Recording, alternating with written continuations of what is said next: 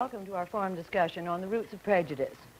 All four participants in today's discussion are high school students from Africa. Let me introduce them to you now. First, from the Gold Coast is 18-year-old Alfred Bannerman. We call him Nini. It all started, Nini tells us, when he was born. He looked like a little old man.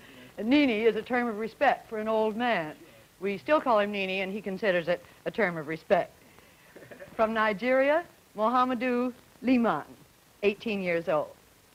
From the Union of South Africa, Dix Lobjer. Dix, well, you should see him do the rock and roll. From Ethiopia, 17-year-old Nabiet Tafari. It was Nabiet's suggestion that we start this discussion with a prayer in case there should be violence later.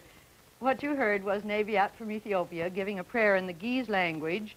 He's a Cop by religion, Amhara by race, Hebrew in origin, and an African since he's been to America.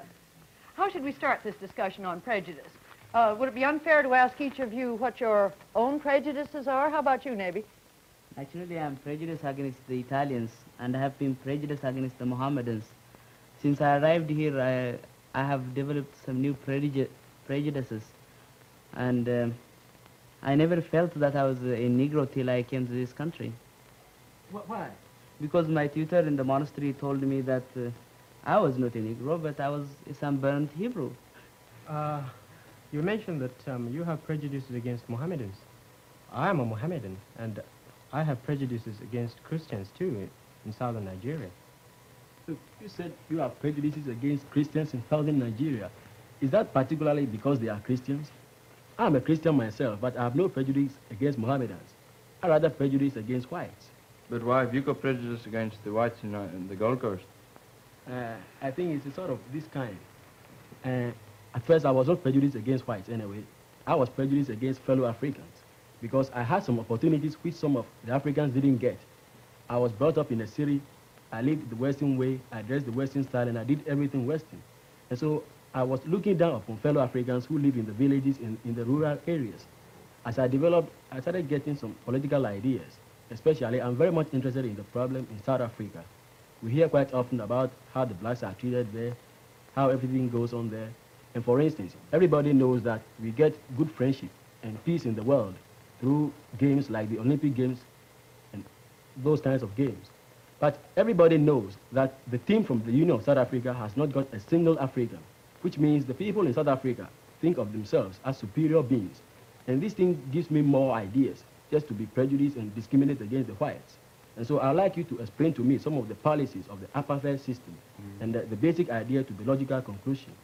Well, in South Africa, one must realize this fact, overseas people especially, and that is that this is the first case in history that a white nation has settled itself in a black country.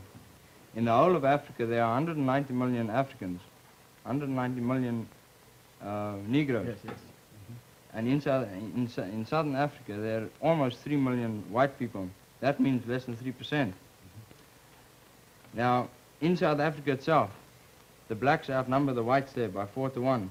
In the States here, they outnumber the white people outnumber the Negroes 8 to 1. For that reason, and for the reason, and for this fact, that one cannot ever draw a parallel line between the Negroes in South Africa and the Negroes in the States. The Negroes in the States are far above the Negroes in South Africa as far as education and civilization goes. Now, the government's policy of apartheid, that policy, the guiding principle of this policy is to help the non-whites in South Africa to self-realization in their own territories and within their own communities so that they can govern themselves. Gradually, they'll be giving more and more power to govern themselves. Now, that's what the guiding principle is, and that's what the white man in South Africa is doing. Yeah, let me make this point clear. You say they want the Africans to develop themselves. And so will you allow the Africans to get their own governments and their own representations?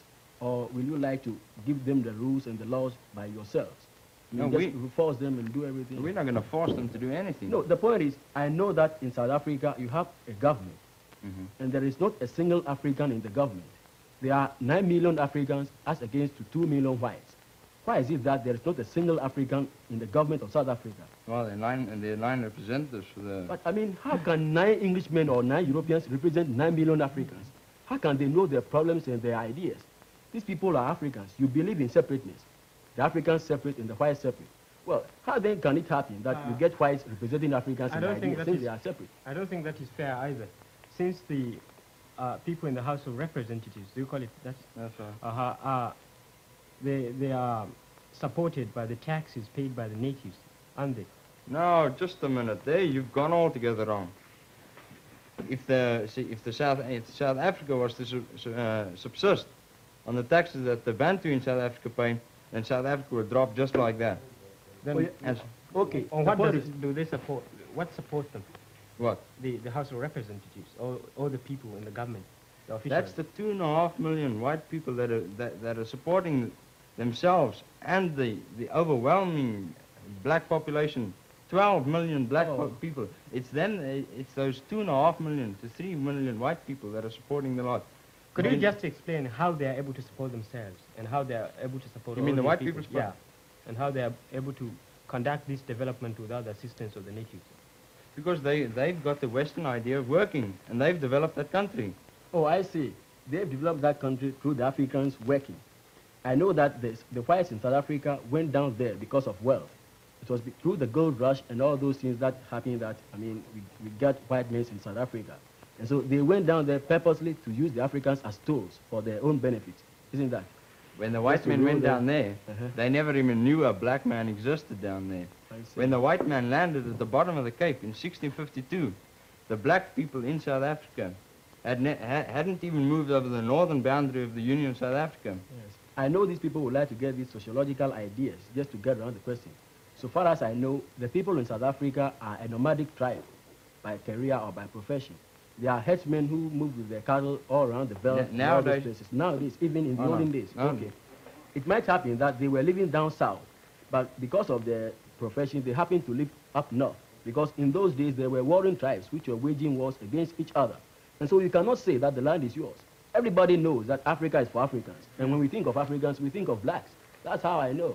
Well, look here, just to give you you a short policy, and you are using the policy of aggressors that the land, the earth belongs to everybody, and the one that is powerful rules the part of the world which is owned by the others. That's the policy that aggressors use. You know who are the aggressors? It's the African National Congress in Africa. They are the aggressors. No, how can there be? If the Africans in Africa would stop being so militant and would rather get down and help and build up South Africa and build up Africa, the problem would cease almost immediately. Okay, let me ask you this thing. You said if they can come down and help, the problem will cease. The point is, how can they help if you get 9 million Africans and 3 million Europeans, and you get only 9 Europeans representing the interests of these Africans? Do you believe, let me ask you this personal question, do you believe, according to your apartheid policy, in getting 2 South Africas, one South Africa for the Africans and one South Africa for this thing, with 2 different colonial policies and 2 different foreign policies? No. If you don't, give me the answer. Well, I wouldn't be able to give you the definite answer right now. Why? You believe in separateness. And why don't you believe in getting the Africans separate, having their own government and everything, thereby creating 2 union of South Africas? That's the point. But so far as you believe in apartheid, it means you believe in separateness. Then keep the Africans separate with their own governments, with their own money, with their own everything, and keep the whites separate. Excuse me, I'll just come in there. Okay. He said that if Africans would just calm down and then cooperate with them, the land will achieve peacefulness. Right. Do you mean that the Africans are the people who are really the aggressors against you? You are not really aggressive towards Africans. I mean... Of course not. The general attitude in South Africa, and I come from a country, I know, every summer that we have, every holiday at least that I have, I go and spend on the farms, and I live amongst these natives. I really get to know what they are then like. The general attitude of the white people in South Africa is sympathetic towards the black people. They regard themselves as the trustees of the black people. Why shouldn't they be sympathetic? The point is, I always stress this fact that there are 9 million Africans and 3 million whites. Exactly, so? If you come to South Africa, there are only 43 Africans with university degrees who are graduates. If you come to the Gold Coast, you have thousands of them. Gold Coast is a black colony. just like South Africa. But we have been able to develop everything, which shows the capability of the African to do anything itself. But we have been able to get all these ideas through the mixture of Western ideas. Actually, we couldn't develop on our own, until we got British help. And since we got the help, we have been able to do everything ourselves. If you go down to South Africa and help the Africans with your ideas, getting, free mixture of ideas, everything will be okay. But the point is, you use the Africans as tools. You tell them that don't be in this city after 9 o'clock, don't wear this thing, don't do this thing, don't go to America, and the Africans don't go any part apart. Anywhere at all outside the South African Union. You know, the white people in South Africa aren't allowed in the black areas either after dark. It's because you created this situation. Why don't get free mixture? You look down on the Africans, that's the point. Am I quite clear? Because you said you believe in separateness, and I want you to come down to this point. You have not answered my question as yet. Just let me interfere. What's the fundamental cause of all this discrimination in South Africa? The one fundamental cause. Firstly, because the Bantu in South Africa is not as educated and as highly civilized. And therefore? Yes. And therefore we've got to live with them together in that land, remember that? You mean you people want us to give them equal franchise rights. We give them equal franchise rights within hardly any time whatsoever. The white man in South Africa will have absolutely no say in anything.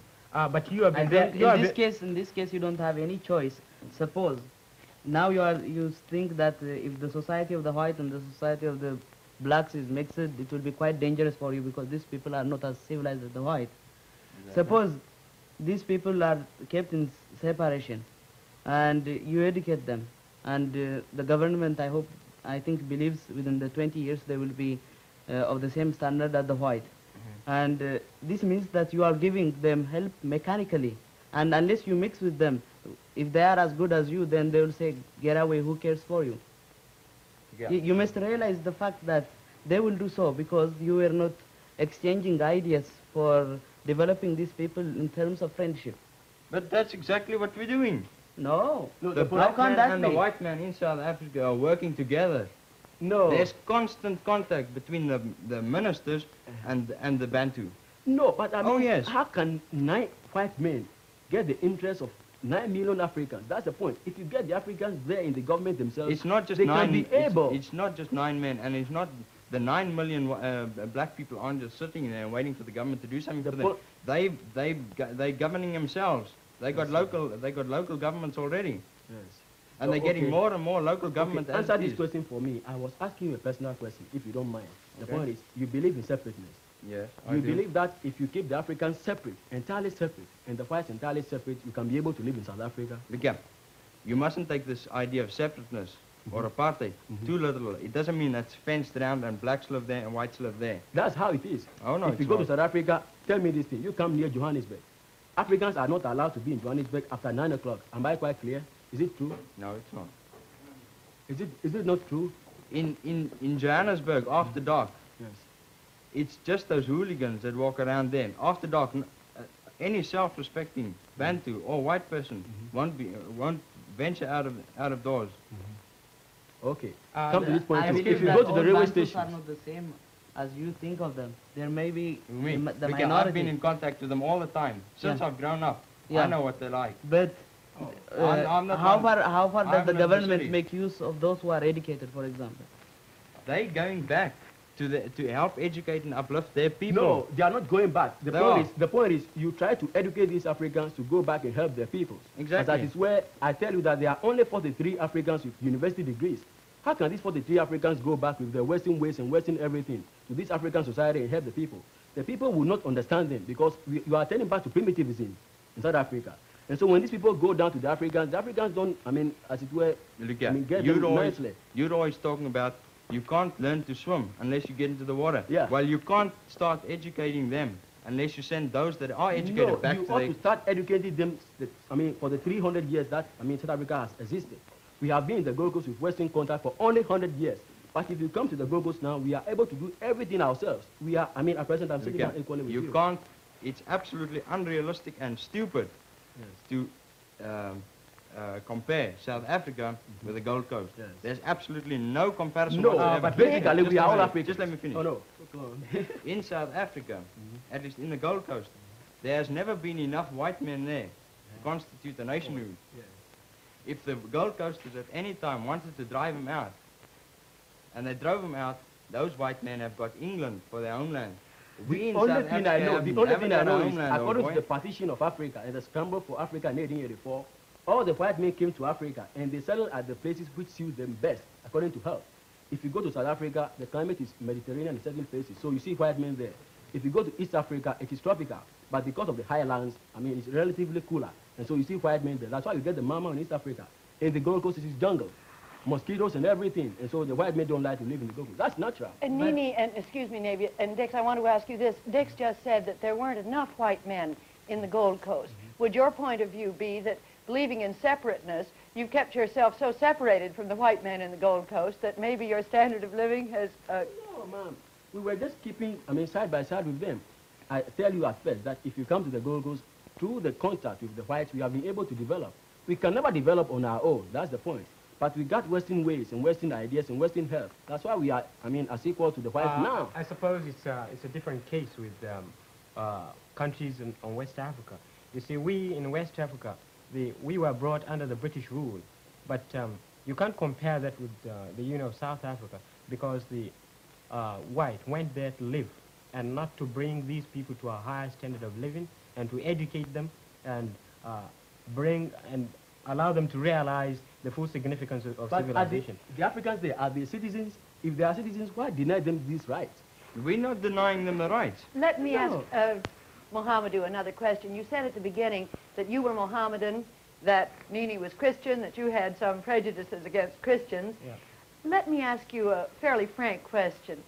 Do you have any sense that Nini from the Gold Coast is less purely African than you are? Yeah, I often feel that. Why? You see, we in Nigeria, and our part of Nigeria, northern Nigeria, we often feel that Africa is for Muslims, not for Christians. It's meant for Muslims. And our social life is entirely different from the Western ways. We are totally opposed to it because it sort of try to disassociate our religious principles. We were talking a moment ago about discrimination between white and black. Suppose Nini comes to visit you in Nigeria. Would he be discriminated against in any way? I suppose so, simply because, for one reason. You see, we eat in a bowl. We in my home, we put a big bowl down, and you have about 3 or 4 people putting their hands all at the same time into the bowl. There is an element of competition. And you see, we don't allow Christians to interfere. We don't allow Christians to put their hands inside. You see, it's one of our religious doctrines. We don't allow, we're not supposed to eat with Christians in the same bowl unless we're obligated to.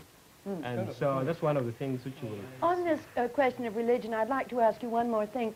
I've heard it said recently that Islam is gaining rapidly in Africa and Christian influence is declining. Is that true? I wouldn't say definitely it is not true, but to some extent it is. You see, there are 2 sides to it.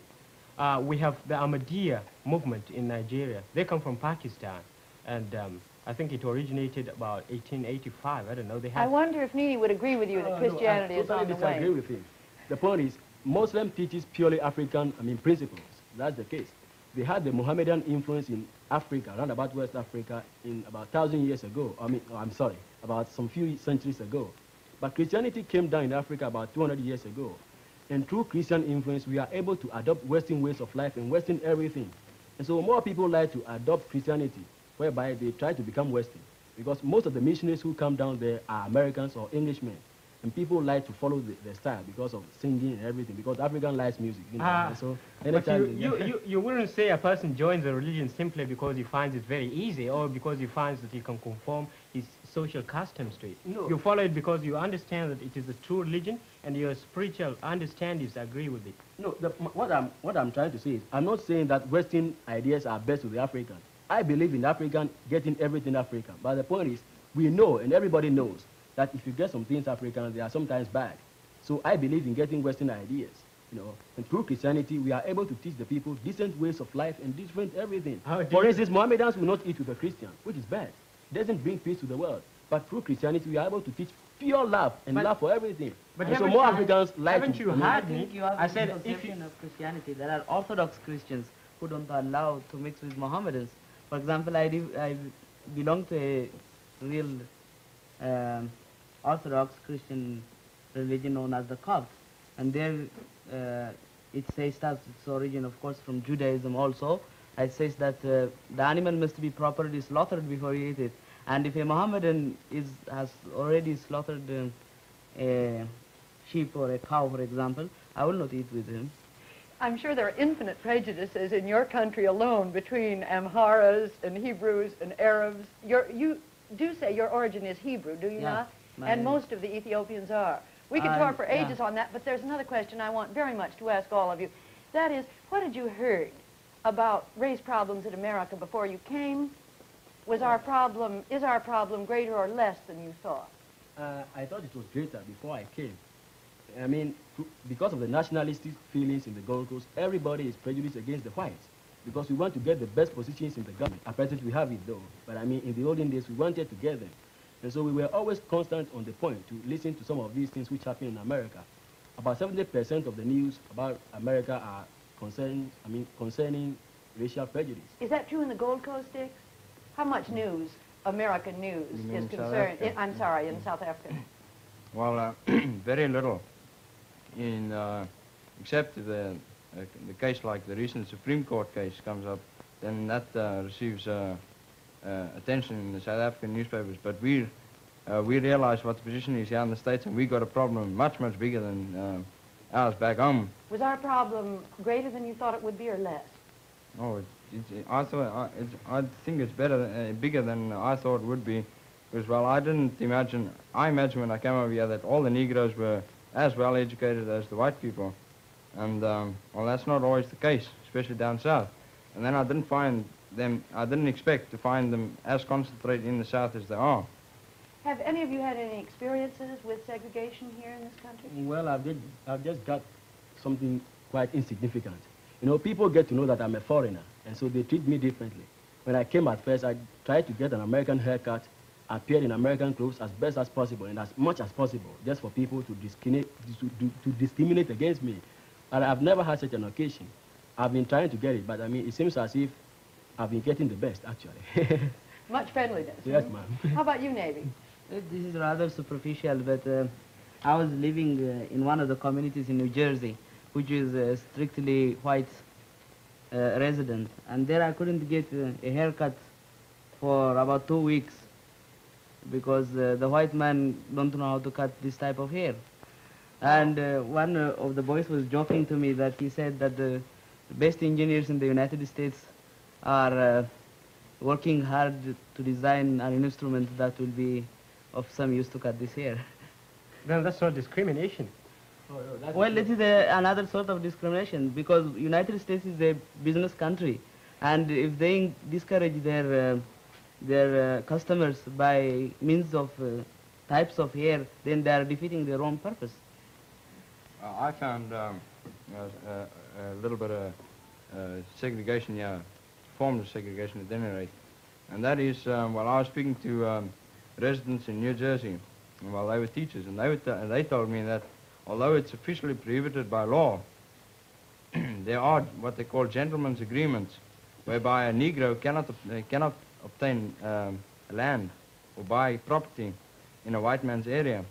Then on the other hand, I found that on the whole, the Negroes here are not as economically sound as the white men are. And then too, in a recent case where Negro and white schools have been integrated, the Negro teachers have lost their jobs. See, let's come to this point. You said they are not economically sound as the white men. The point is, in America, for instance, if you get much education, you get better pay, better job.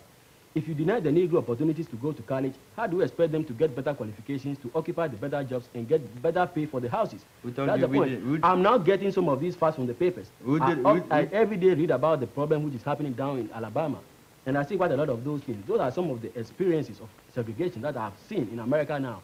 Obviously, I can take back some of these ideas with me, but they are just insignificant.